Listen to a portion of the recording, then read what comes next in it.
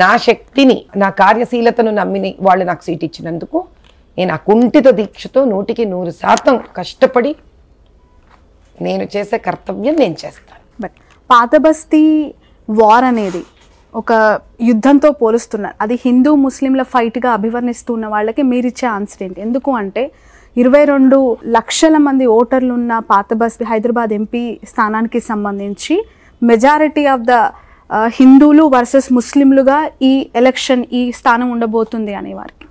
నా ఉద్దేశంలో ఇది అభివృద్ధి చేయకుండా వెనకబడిన పరిస్థితులను కల్పించిన 40 ఏళ్ల పాలనకు వర్సెస్ అభివృద్ధిని వాళ్లకు అందించాలనుకుంటున్న భాజపా పార్టీ ఫేస్గా అలాంటి యుద్ధం అని చెప్తాను.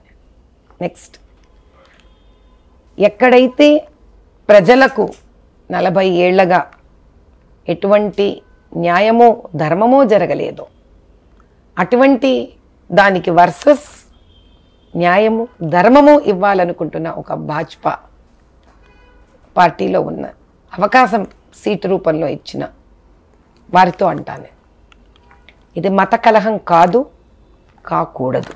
కానీ కమ్యూనిటీ వైజ్గా చూస్తే ముస్లింలకే ఎక్కువగా సపోర్ట్ చేస్తారు అనే రియాలిటీ యాక్సెప్ట్ చేయాల్సి ఉంటుందేమో. ఎందుకు అంటే పోటీ చేసిన ప్రతిసారి అసద్ గెలుస్తూ వస్తూ ఉన్నారు, ఆ స్థానంలోంచి మీరు దిగుతూ ఉన్నారు. ఇప్పుడు ఆ సపోర్ట్ ఎట్లా ఉంటుంది? ఎందుకు అని అంటే ఇంతకాలంగా వాళ్ళు రకరకాల విధి విధానాలను అవలంబించి పోటీలో నిలబడుతూ గెలుస్తూ ఉన్నారు. ఆ విధి విధానాలకు ఈసారి మనం కూడా కళ్ళం వేస్తాము పక్కా. రైట్. బీఆర్ఎస్ అభ్యర్థిని ఒకవేళ నిలబెట్టినా నిలబెట్టకపోయినా వాళ్ళ సపోర్ట్ అనేది అక్కడ ఏఐఎంఎంకి ఉంటుంది అనేది ఒక వార్త తెలుస్తోంది. ఇంకా కొంచెం టఫ్ అయ్యే అవకాశం ఉందనుకుంటున్నారు అక్కడ బీఆర్ఎస్ ఒకవేళ అసద్కి సపోర్ట్ చేస్తే. నాయన వాళ్ళు రాష్ట్రమే గెలవలేకపోయారు కదా తల్లి, చూద్దాం. ఓకే, కాంగ్రెస్ పార్టీని కూడా ఒక ముస్లింని బరిలోకి దించే ఆలోచన చేస్తోంది. దేశమంతా ఇక మోదీ గాలి అయిపోయింది, ఆ చరిష్మా లేదు, రాహుల్ రాబోయే దేశానికి ప్రధాని అని చెప్పి ఈ వార్తలు వస్తూ ఉన్నాయి. ఎలా చూస్తున్నారు దీన్ని? కాంగ్రెస్ వేవ్ స్టార్ట్ అయింది, అది హైదరాబాద్ ఎంపీ స్థానం నుంచే స్టార్ట్ అవబోతుంది అని. ఇప్పుడు దేశం మొత్తంలో రాహుల్ గాంధీ గారి హవా నడుస్తోంది అనేది ఇలా పాపం మనం ప్రజలు అంటున్నారు అంటూ తృప్తి పడిపోదాం. కానీ ఇంకా రాహుల్ గాంధీ గారికి ఏ వేవు లేదు తల్లి, ఇన్నేళ్ళు తెచ్చుకోలేని వేవు పాపం ఈరోజు ఎక్కడి తెచ్చుకుంటారు వారు మాత్రం.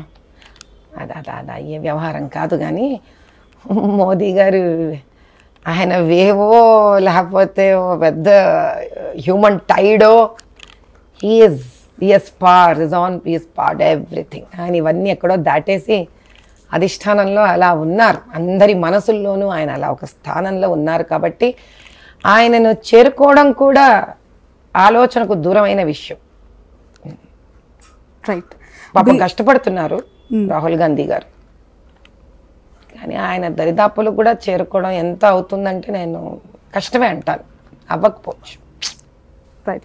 నిన్న ప్రకటించిన ఎంపీ స్థానాల యొక్క లిస్టును ఒకసారి చూస్తే బీజేపీ ఆల్మోస్ట్ అంటే హాస్పిటల్స్ రన్ చేస్తున్న వాళ్ళకి ఎక్కువగా టికెట్స్ ఇచ్చింది అనే వార్త. Virinchi hospitals Madhavi Latha, Apollo hospitals Konda Vishweshwar Reddy, star hospitals Boora Narsaiah Goud.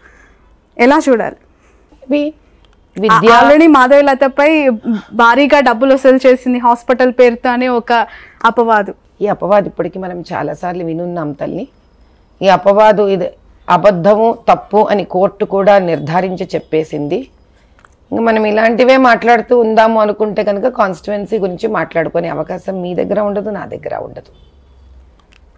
రెండో విషయం ఏంటి అని అంటే బహుశా హాస్పిటల్ అనే ఒక రంగంలో అనుభవం ఉన్నవాళ్ళు, చదువుకున్న వాళ్ళు, పైకొచ్చిన వాళ్ళు, కష్టనష్టం చూసిన వాళ్ళు, ఆధునికత కోరుకున్న వాళ్ళు, ఇలాంటి వాళ్లతో కనుక అవకాశం ఇవ్వడం జరిగితే ఆయా కాన్స్టిట్యువెన్సీస్ ఇంకా ముందుకు వెళతాయి అని ఒక నమ్మకం కూడా వాళ్ళకు ఉండొచ్చేమో. పైగా ఇప్పుడు మనం విశ్వేశ్వరరెడ్డి గారు వాళ్ళ గురించి చూస్తే వాళ్ళు నాకన్నా చాలా సీనియర్స్, వాళ్ళ హాస్పిటల్ రంగానికి సంబంధం లేకుండా కూడా రాజకీయాల్లో ఉన్నవాళ్ళు వీళ్ళందరూ వాళ్ళ కార్యక్రమాలు వాళ్ళు చాలా చేసి ఉన్నారు. రైట్. సో వాళ్ళు హాస్పిటల్తో అటాచ్ అవ్వడం అనేది ఒక లైఫ్లో ఇట్ హాస్ జాయిండ్, దాంతో ఇది యాడ్ అయ్యింది. కానీ కేవలం హాస్పిటల్ వాళ్ళకే వాళ్ళు ఇవ్వలేదు. ఇప్పుడు అలా చూస్తే హాస్పిటల్ మా వారిది, అంటే వారి ఆధ్వర్యంలో జరుగుతున్నది.